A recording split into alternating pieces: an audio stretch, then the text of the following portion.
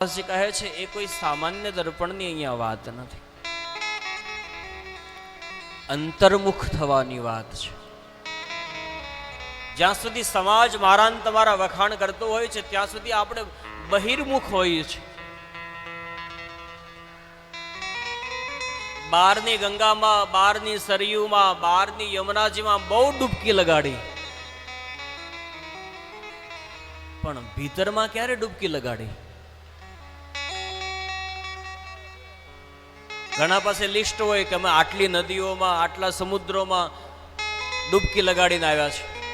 ત્યારે એક પ્રશ્ન કરવાની ઈચ્છા થાય કે આ બધી બહારની નદીઓમાં તો બહુ ડૂબકી લગાડી, પરંતુ તે ભીતરમાં ક્યારે ડૂબકી લગાડી? જ્યાં સુધી એકાદ ડૂબકી ભીતરમાં નહીં લગાડીએ ત્યાં સુધી આ બધી ડૂબકીનો કોઈ અર્થ નથી રહેવાનો. એ રીતે તો માછલા પણ રોજ સમુદ્રમાં, સરિતામાં હોય છે. આપણા કરતા વધારે ડૂબકીઓ તો એ મારે છે.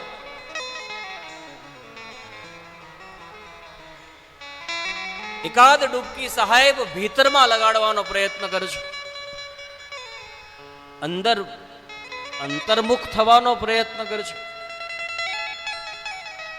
અને જ્યારે અંતર્મુખ થવાનો પ્રયત્ન કર્યો ત્યારે દશરથ રાજાને બે વસ્તુ ધ્યાનમાં આવી.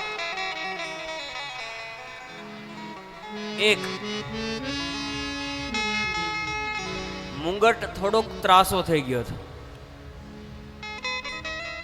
અને કાનના ઉપર સફેદ ધજા ફરકતી હતી.